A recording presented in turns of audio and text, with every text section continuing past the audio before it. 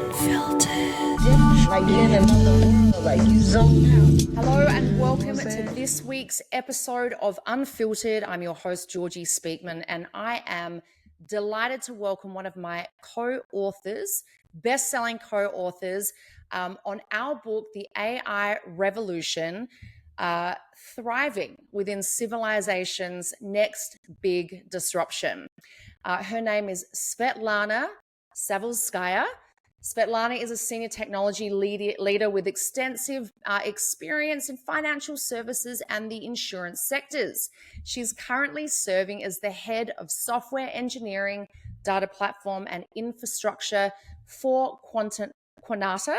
And spearheading, service delivery, architecture, engineering, security, and obviously all aspects of operational management.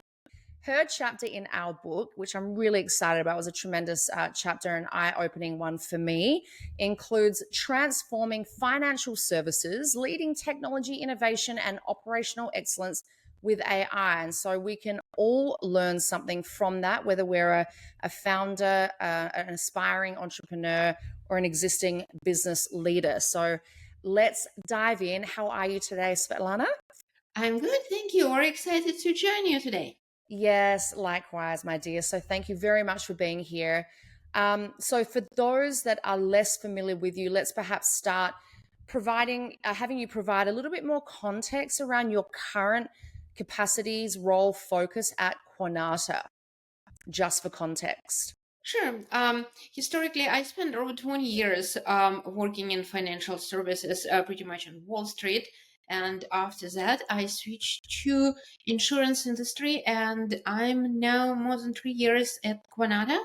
We are technology innovation arm of State Farm, and I manage their backend and data engineering functions and supporting machine learning and AI teams. That's brilliant. It's State Farm, just FYI, happens to be my insurance agency. I'm dealing with them now as we speak. So there you go. But congratulations on your time there with Quanata. But you mentioned in your book, which I find interesting because this is a conversation that arises quite a bit, which is there is a perception that AI is like it's somewhat new. It's sort of fallen out of the sky. There's a lot of hype, buzz, and awareness online, positive and a hell of a lot of negative references surrounding AI. But you obviously reference that it's actually been around since the 80s or 90s, and one of my past colleagues has been engineering since AI was termed transformers. So tell us a little bit about, why AI has been a natural evolving phenomenon and what your sort of understanding and perspective of AI and what it was and what it was representing back in the 80s and 90s. I think AI is a natural fitting and would probably be used one way or another, maybe early iteration of AI like machine learning or algorithmic learning or algorithmic usage by the companies that would have a lot of data and the data that could be quantified. Because earlier mathematical models, which is the beginning of machine learning and AI, were based on the data. Mm-hmm. And financial industry is one of the industries that historically has a lot of data because Yes. they do trades, and they regulatory obligated to keep information about those trades. At some point, all those trades were converted into digital information. And of course, when somebody on the business side look at this information and says, wow, why can't we use this to make some sense of this data, Mm-hmm. or to predict where we're going, or to make money one way or another. If you remember, there was a lot of buzz around quantitative trading, for example, in maybe early 2000s, and that's one of the ways this data was used. You look at the trade and you try to predict of what trade will be next and what will happen next. Beautiful. You touch on this in your chapter, but what fears concerns and reservations are you mostly experiencing and seeing within your sector that not only apply to you and the type of work that you do, but that could potentially affect and influence the customer, the end sort of user? A lot. And I think one of the biggest challenges that we see would be in an area of trade-offs. On one side, there is a lot of data Mm-hmm. that we want to use it. On the other side, we want to make sure that this data is protected Yes. and that the data is used properly for the benefits of consumer. And I think there are a lot of also ethical questions around AI that Yes. we need to answer. And given security is such a big part of this, how should the everyday human and everyday user be thinking about AI security? And when they're pretty naive or sort of, I don't want to say I guess green to the utilization of AI in some of these, because AI is everywhere. I think a lot of people are not aware of how much it's been integrated in numerous technologies and software applications for a really, really long time. It's been right under everybody's noses. And so people have been engaging with it, using it, obviously, whether they realize it or not. But what comments or context or clarity would you provide around the subject of security for the everyday user? I would, again, there are many ways, and you can look at security at many angles. And one angle would be, of course, the conversation that you have with ChatGPT or Grok or any other machine learning models that you have. Don't assume that this conversation is private. This conversation might be used to teach the machine something, and we don't know how protected or how hackable those systems are. On the other side, it's also you may be asking it some questions. So don't assume that whatever it tells you is always right. Mm-hmm. It is designed to give you an answer. So, it is not checking if it's answer correct or not. So if it goes beyond the conversation and you use it instead of Google to search for information, make sure you always double check. I love that answer and response. That's there's two sides to that coin, really, because on one side you could say, people are like, make sure that you've checked these privacy settings to ensure that you're covered, and your data won't be leaked. And I want to say to people, I already know, just from having friends that have worked in the intelligence community, that if anyone wants to access our data and information, they obviously can do so already. Like, no one is safe from from that perspective. But then the flip side to that is, would your advice therefore be, based on what you just shared, to be somewhat selective in the way you engage with these LLMs, these large language models, the chat GPTs, etc., of the world, just for almost more so your peace of mind? What's your take on that? I'd say just be mindful that at a bigger scale, these are language models. They're not thinking models, they're not mathematical models. They are designed to compose a sentence Mm-hmm. based on the probability of what next words they've seen before in other conversations. So you can get a very plausible answer, but would it be correct? Mm-hmm. So if you're looking for a chat or for something to edit what you wrote, it could be a great tool to speed you up, but also be mindful not to use your own voice behind of the rephrasing of it. Mm.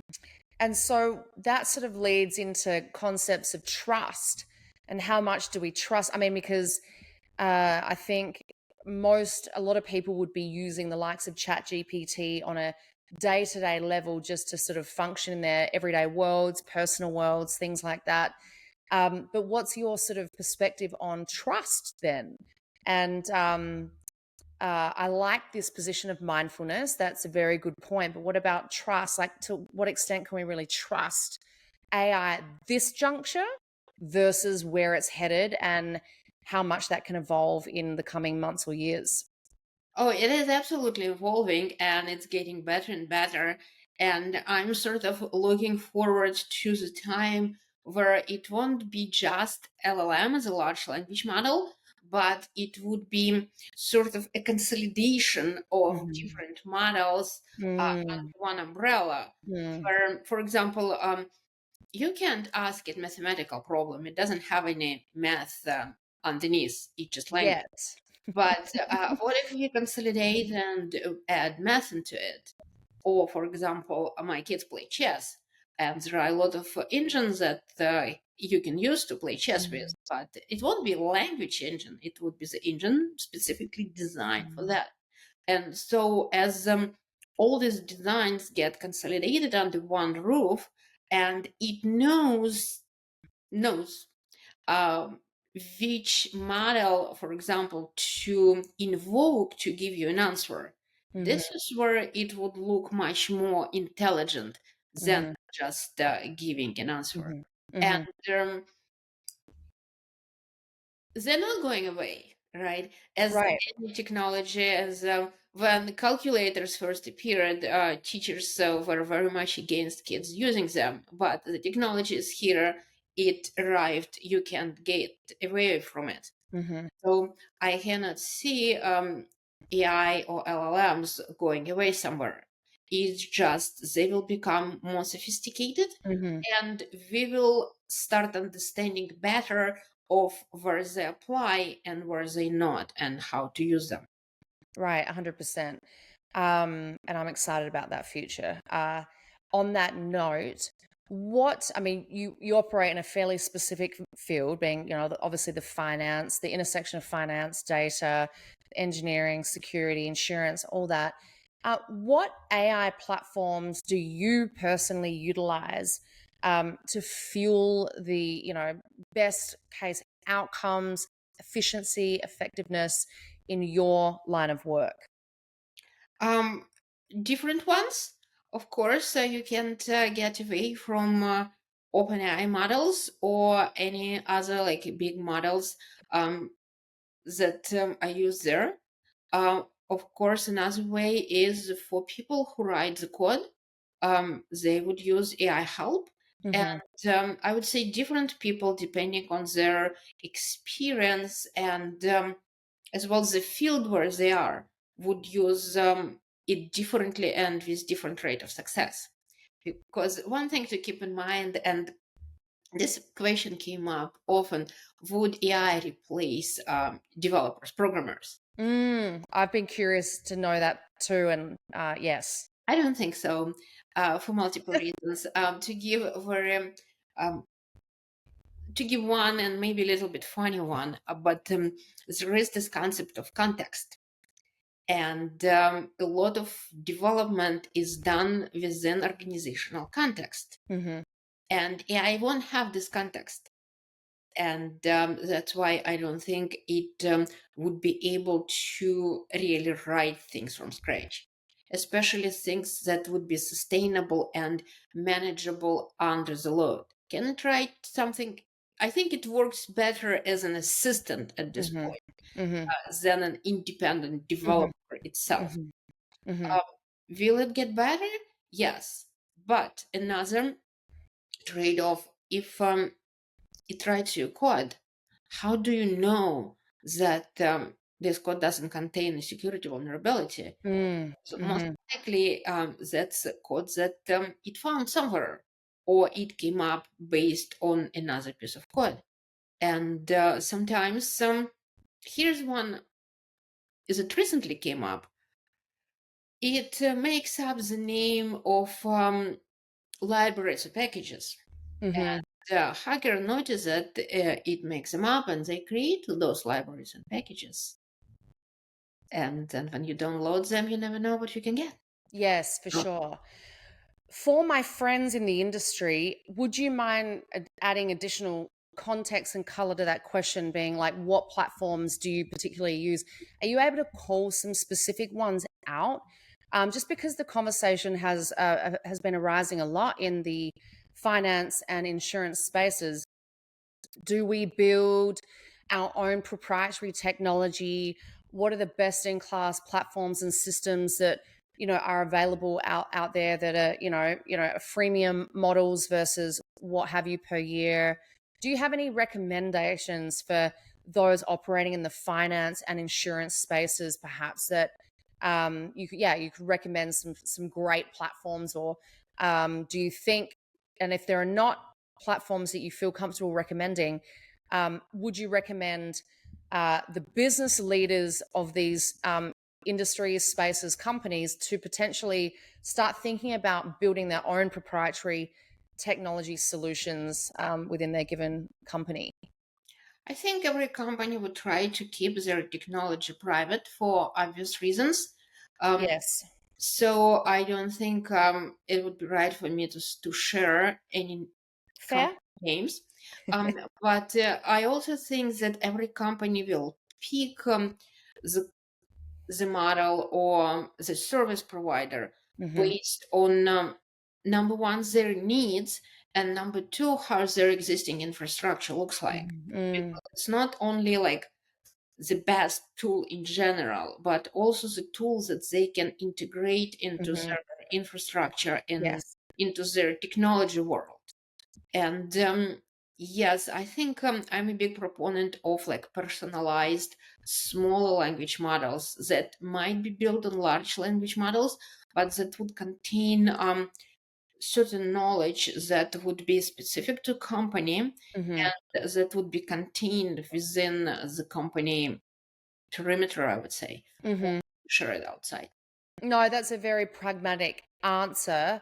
Um, it's really it's one thing talking about what AI is and how it works and all the rest, but it's how to think about it. To your, you made a very good point about what's your infrastructure, and there are other questions. So on that note, just to continue on from some of those comments you just made, um, what are some other sort of suggestions, insights, and advice as to how to think about AI? So, for example, when you're in the consulting environment like I am, and I was, say, working recently with an AI company um, to help grow their business, you'd ask the question, do you want to build proprietary technology? What's the size of your existing teams?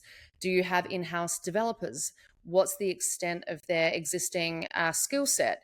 If you're outsourcing, are they on or offshore? What's the size of those teams? What's the extent of their capabilities?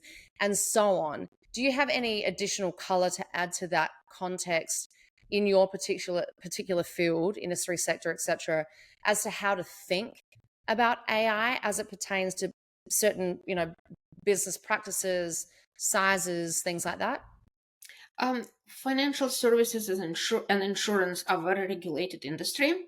So, in addition to thinking about regulations around data, Mm. if large international companies, they probably need to take into account local regulations. For Yes. example, European Union versus Asian versus American versus Canadian, and these are Hmm. quite different. Hmm. And I'm And sure Australian too. yes, I'm Australian, obviously, but I have not been back for almost 3 years to even have any engaged conversation about regulations specifically in Australia. But anyway, carry on. I'd be curious. But I've seen Australia a lot in the news around AI as well. mm, Um, so also think what role AI or this particular model would play into your core processes. hmm, hmm, And then this would define how critical it is to your processes. So, for example, if we're talking about insurance, I'm now in the insurance industry, and we're writing off car insurance, I'm including AI as a part of this process. And what happens if your AI infrastructure is not available at some point? You can write mm, insurance policy, or what do you do in this case? Or right. maybe how do you make sure that it is available and recoverable? Or what do you replace it with if something happens? So you need to take it into account, especially if you're working with third party companies. A lot of them are startups, and Yes. sometimes their thinking or their infrastructure may not be mature enough to support regulatory requirements. Does Mm. your data need to be available 24 by 7? And Yes. if a disaster happens, how much is there any regulatory requirements around the time to bring it up and make it available again?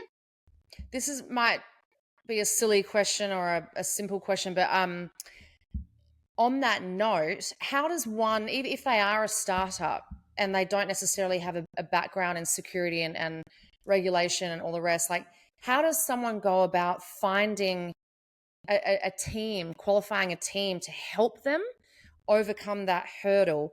And how do they even establish trust in that service provider, that team to provide that if they're providing that in the process of providing that service to them, that they're actually going to get it set up correctly? Because I know that achieving like SOC 2 and HIPAA compliance can be arduous, complex, and all the rest. What is some advice and context around that? I would say start thinking about it from the very beginning as you start building design of your system. Mm-hmm. So Yes, great advice. when it sometimes when you already built and you realize, oh, I missed this high availability requirements, for example, Mhm. um, it might be much harder and much more expensive to implement that if you think about it in the very beginning and you make your system you make and design your system expandable from the Mhm. day one. It doesn't have to be already there, but so you have an opportunity to quickly make it. That's great advice. So again, there's just so much strategy that still has to be infused as you're thinking about AI, right? Would you agree that it's not just necessarily plug and play, particularly if you're investing for the longer term in building, say, your own solution, proprietary technology, your own AI agent, and what have you? I guess on the AI, agentic AI front or AI agent front, what context, advice, or sort of insights could you provide when it comes to again, your sector industry, like finance, insurance, and all that kind of stuff? What are some great ways to be thinking about agentic AI from that perspective? I think one of the things we see a lot when people are asking themselves, how can I use AI? And I don't think it's the right answer. I think first people, oh, can I use AI agent? And Mm-hmm. in this case, you need to look at your internal processes. Mm-hmm. Then you look at the gap in those processes or optimization opportunities, and this is where you can bring AI to address them if AI is the right solution. But sometimes you don't need AI. Sometimes maybe you need ML or or some kind of like model or automation that would give you the same results much faster and much cheaper. Again, that's like a great insight. It's comes down to really understanding the existing functionalities of your organization and what those gaps are. I mean, Yeah. AI isn't something you just sort of purchase or engage in and slap over the top of your business or fill a void. It's you really have to strategically understand some of the longer term, mid and short term goals and the gaps of an organization to weave it in and sort of go from there. That's great insights.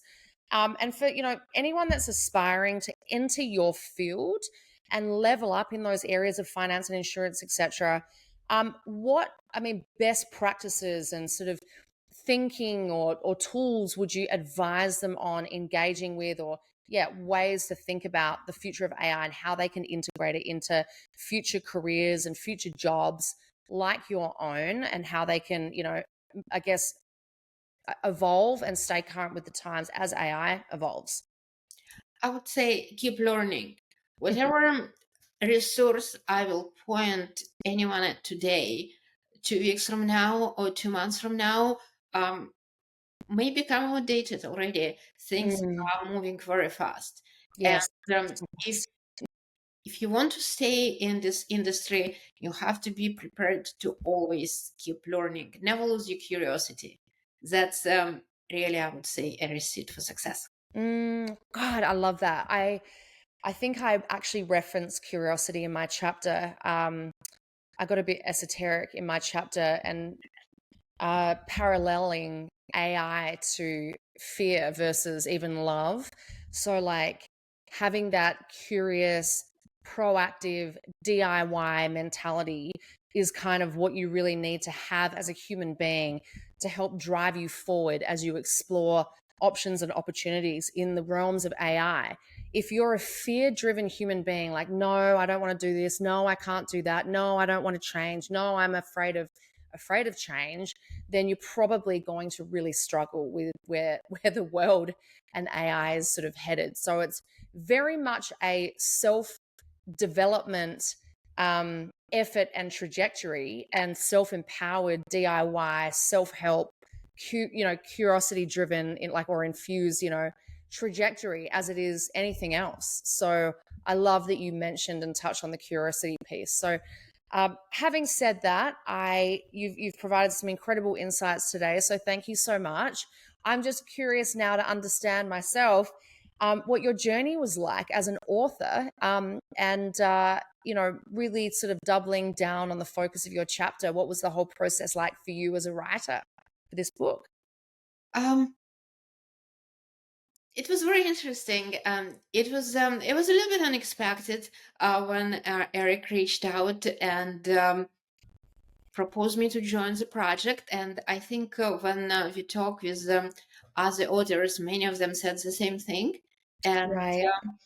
it was very excited, a little bit nervous because it was the first time I wrote something for a book, and I was wondering if I'm doing the right thing and going into the right direction. Yes. I did have to check in with Eric a few times, and also as somebody in technology, we tend to try to go deep into technical details, and I had to make a consciously keep myself at like at the level of trying to being understood and convey my thoughts and ideas Right. clearly for anybody, whether the person is in technology or in the other field. And after it was written, there was some time for editing and all the other work that was done around like publishing the book, which was just a wait.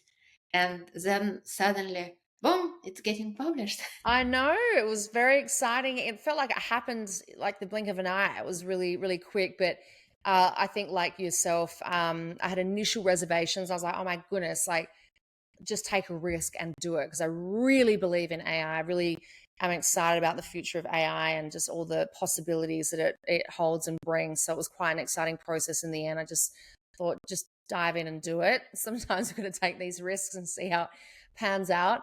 You just mentioned, reservations there and just, process of going through it all. But I'm curious. Like me, you have an accent. You are based in New York in the States. We're on the same time zone, but I'm in the South here in Atlanta. I used to be in LA and spent a lot of time in New York. But how have you found, or to your knowledge, because you're from Kiev, you mentioned that. What are you seeing? This is my last question before I'll let you run away for the rest of the day. Um, Differences in the way, I guess, the countries or cities are thinking about AI or currently utilizing AI. Have you had any, and okay, if you haven't, any particular exposure or experience in dealing with the different mentalities between the different countries and cultures? I'm sure there is a lot of differences, and I think historically, if I look at Ukraine, maybe they are more focused on the technical aspects of AI. The building side as such? Yeah, and Yeah. how it works versus, let's say, in New York or West Coast might be more focused on how we can use it and how can we practically apply to our business needs. Oh, that's another great pragmatic response. I can see that for sure. Awesome. I have thoroughly enjoyed hearing from you today and speaking with you and learning more about you. And I think you've provided some incredible insights and gems here that are very practical and pragmatic and have provided great insights around how to think about AI and utilize it accordingly for any business, sort of small or large. So thank you so much. So again, Svetlana's chapter, a great one, whether you're in the space or not, is Transforming Financial Services, Leading Technology, Innovation, and Operational Excellence with AI. This is chapter 34. You can see that out of our wonderful book here, The AI Revolution. So go ahead and buy yourself a copy today, everybody. And all of Svetlana's links will be in the bio here. And yeah, stay tuned. Make sure you like, comment, subscribe, and share, of course, and engage with us both. So Svetlana, thank you so much again for your time. And everyone stay unfiltered in your journeys, both AI and otherwise. Thank you. It was a pleasure. Different, like you're in another world, like you zoned out. You know what I'm saying?